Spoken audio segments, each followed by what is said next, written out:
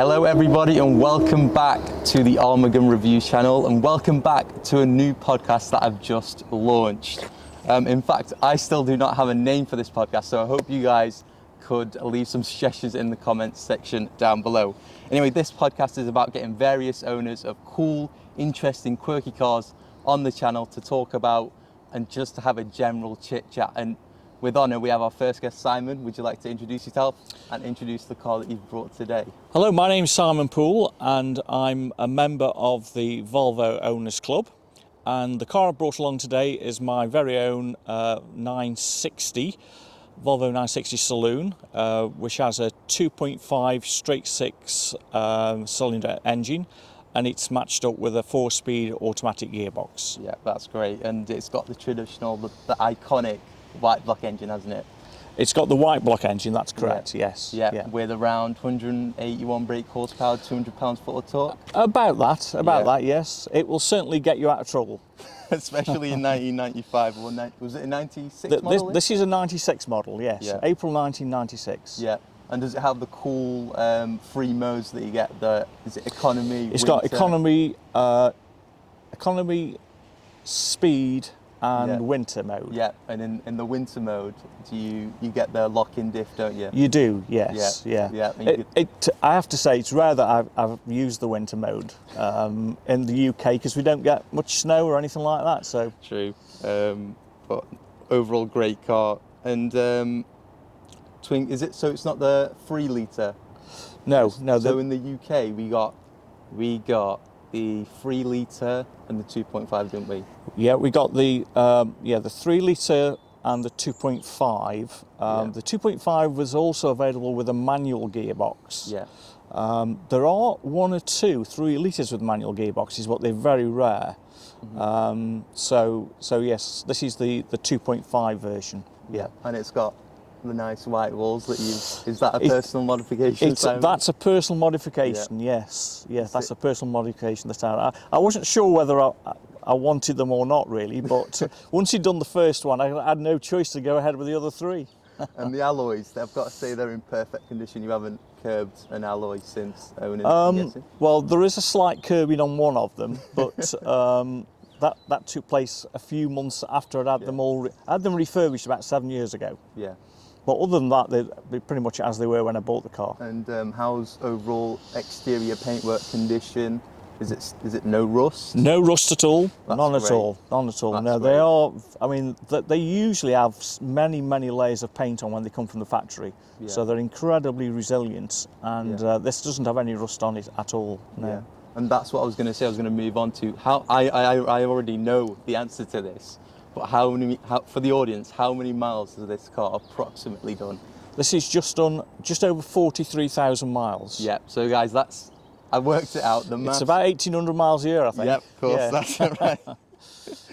Yeah. Do you plan on going on any long road trips in the future with it, or do you just plan on garaging it and, maintaining? Well, generally speaking, the car is used for going to relatively local classic car shows, and I use it for the odd summer's day out, really. So it rarely does more than 200 miles in one journey, but occasionally I will take it on a long trip because it's a lovely car to drive. And when you do take it on long trips, this is going to be another question. Have you ever come across any issues with it? None at all. No. That's great. I've never had any problems with this car. Oh, I agree. To be fair, Volvo are pretty reliable, especially the white block engine. Yes. Did the 2.4 come with a red block? No. The 2.4. Sorry, this is the 2.5. The red block was in the 200s and the 700s, and it may have been in the 940s, the early ones, but certainly in the 700s and the 200s, the red block. Yeah. Yeah.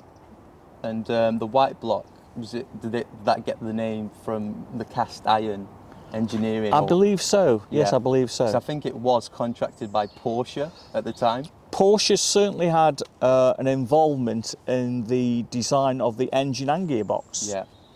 I think Porsche were quite unstable at the time as well. Do you remember, Simon, actually, the Audi RS2 Yes. that shared parts with the Yeah, 993. that's right, yes. The mirrors, the that's brakes right. had Porsche on them. Yeah. The wheels. Yeah, yeah. I think Porsche was quite keen to get involved with Volvo at the time. Yeah.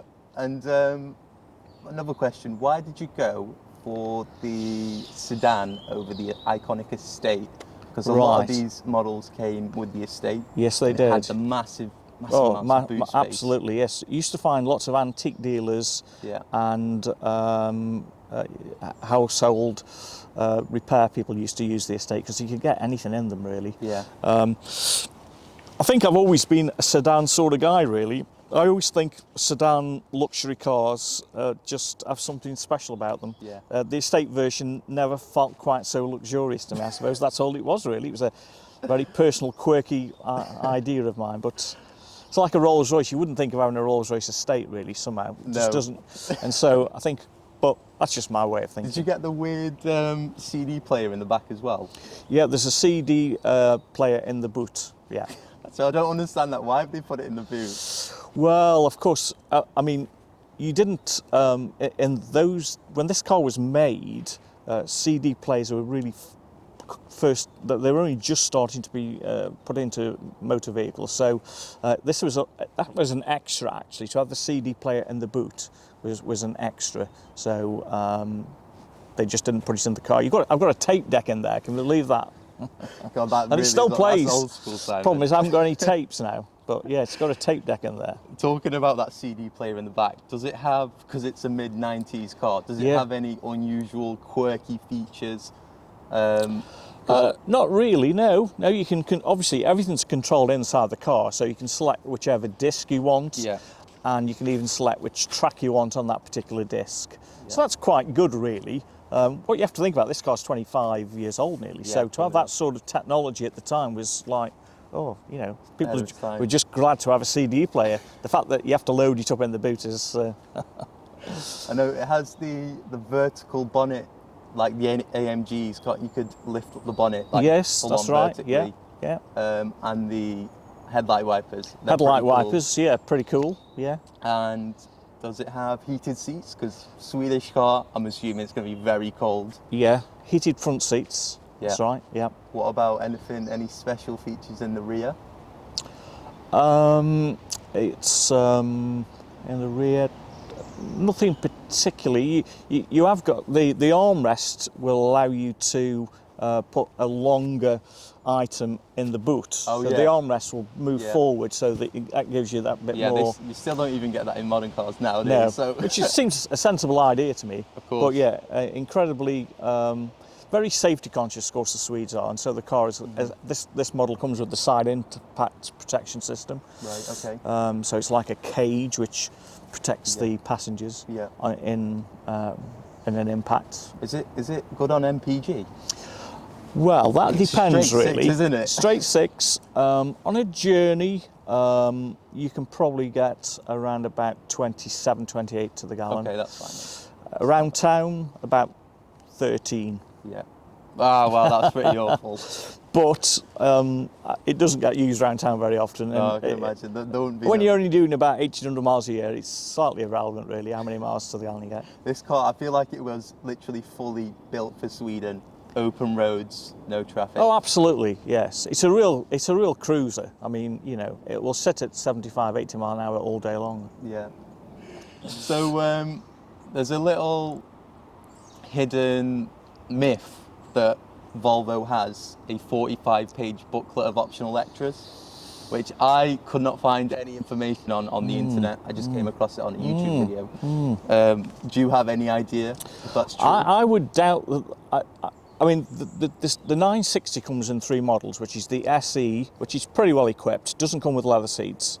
The GLE, which does come with leather seats, and I think it's minus the cruise control and possibly the electronically adjusted seats, because you can adjust the front seats electronically. So those are the 2 extras which I believe are on the CD, which this model is.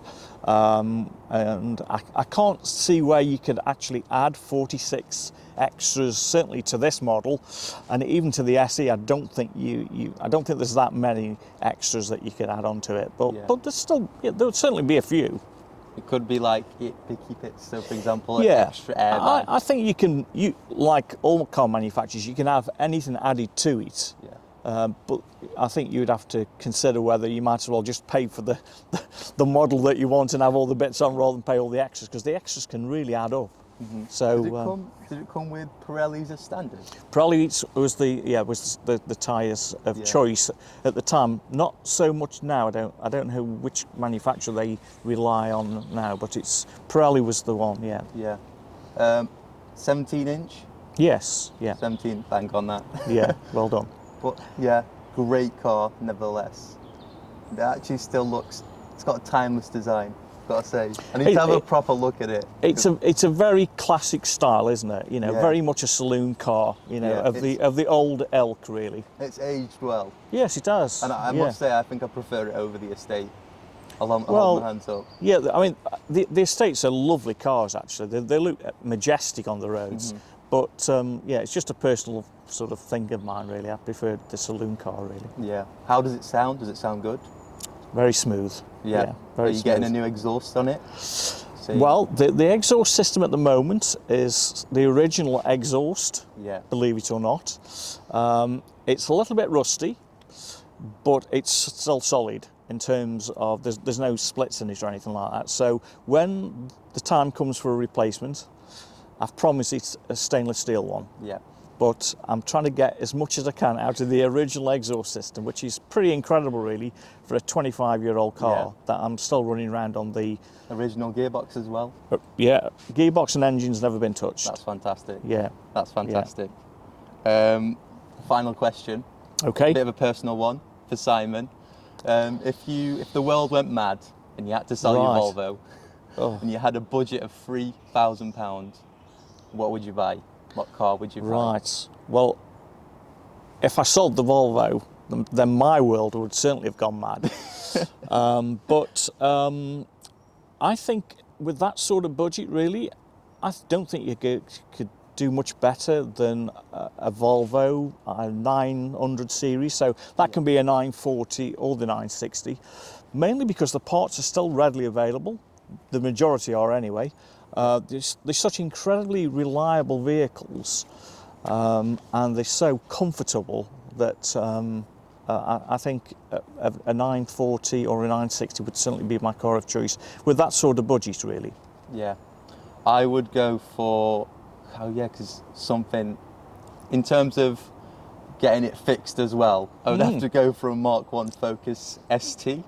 Right, okay. An 02 reg. Yes. Possibly. Yeah. You could get them for around £2,000. That of course, has got an interesting link up with Volvo, because the Focus ST had the Volvo 2.5 engine in. Did it? Oh yes, it did. So the C30 Volvo and some of the S40 Volvos with the 2.5 engine in them, it was in the Ford Focus ST. It's the Volvo engine. Yeah, that's fantastic. I didn't know that, because that's great. And then I'll spend the remaining on some new bushings and suspension. Yeah. Get that all fixed up. Yeah, but I think a 900 series Volvo with that sort of budget, you get a pretty decent one for £3,000. Yeah. Although some of them are really fetching big money now. You know, 10 grand plus for some of the, particularly the estate versions of the 960 and the 940. Definitely. They're getting £10,000. Yeah. And you got the 940 as well, and then the 850. Yeah, the 850 was the first front-wheel drive car that Volvo produced. Yeah. Because the 900 series was the last of the rear-wheel drive Volvos. Some people call them the real Volvos. But the 850 was the first front-wheel drive, and that won many awards. That was really groundbreaking in lots of ways. But yeah, the 850 was a nice car, and it had a very distinctive burble. Yeah. And then the successor to that was the S70. Was it? Not too well, sure. at that time, Volvo brought out, because they had the 900s running, they brought out the 850, and then the S80 came out. Yeah. So the S80 was a replacement for the 960 was rebadged towards the end of manufacture and it was called the S90.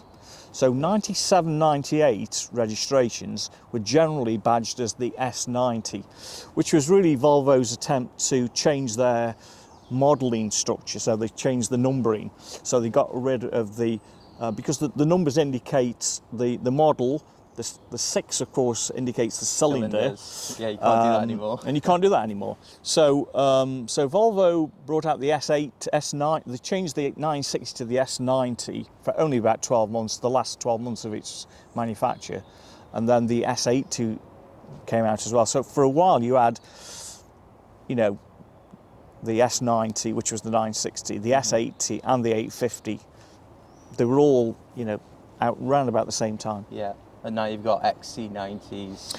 Yeah, a lot. XC90s, and of course you've got the S90, Yeah. which is the very luxurious, top of the range Yeah. saloon Yeah. that Volvo do. Yeah. And yeah, the T5 as well. I absolutely hated that car. Yeah, the T5 was the one that was in the Ford Focus. Oh, was it? That's the Turbo 5. It's a 5-cylinder petrol engine. Oh, right, okay.